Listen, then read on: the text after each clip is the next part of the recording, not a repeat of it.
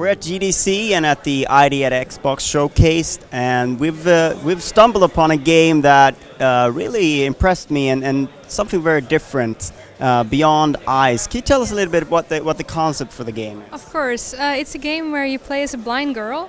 Her name is Ray, and she's 10 years old. And as a result of her accident, when she was younger, she lost her eyesight, and it kind of resulted in her being very scared, very closed down, and she stays indoors or around her house for most of the time. And she has one friend in the whole world, and it's a big fat red cat called Nani. And in the beginning of the game, Nani goes missing, and it kind of forces her to go out into the big unknown world for the first time. And because she is blind, the world initially is completely blank. And by exploring things and touching things and listening to the sounds and smelling, it slowly starts to paint in and reveal itself to her. And she navigates through it, and you kind of help her overcome challenges. Process. Very beautiful visually. The game is just being painted up. It's almost like a painting that's being painted. Yes, absolutely. It was one of the things that I wanted to make a game about. So I started working on this game 3 years ago when I was graduating from college. And I kind of had three things that I really wanted to make in a game, which was this really nice, unique watercolor visual style. And I wanted to make a game about empathy, so about you not just having a character that does whatever you want to, but respond to the way you treat her.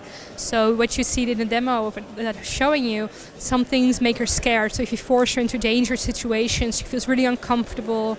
Her body language shuts down. She's very, very terrified. And then at the same time, if you show her nice things, she gets more confident and she feels happy. And I really want to make a game about exploration and kind of looking at ordinary situations and finding beauty and small little treasures in that. And it's also very interesting because it sort of lends itself to a mechanic of exploration that she hears a sound and she makes an assumption, and then you'll see it on the screen what her assumption is, but that may not always be the case. Absolutely, because she's been in such a close environment for such a long time. Her knowledge of the world is very limited. So whenever she hears something she doesn't quite know, she tries to find the one thing that closely resembles it. And as the game further progresses, the more she gets out of her comfort zone, the more new things are being introduced.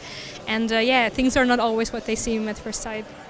So I understand you started out on your own developing this game, and things have changed a little bit. Can you tell us a little bit about the journey that you've had with the game over these 3 years? Of course, yeah. So like I said, I was graduating from college and I wanted to make like a little prototype of the type of games that I wanted to make when I grew up. And when I graduated with the prototype, I kind of left it alone for a little while.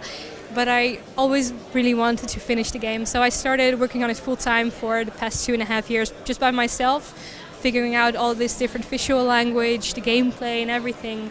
And then last year in, I think, August, I was approached by Team 17, which is a gaming company that's mostly known for the Worms games.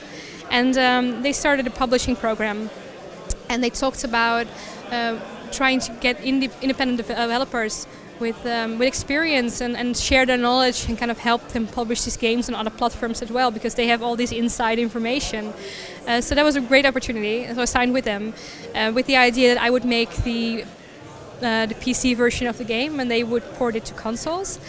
And by the end of the year we started talking and they said like, okay, we think that we can really make this game something very special.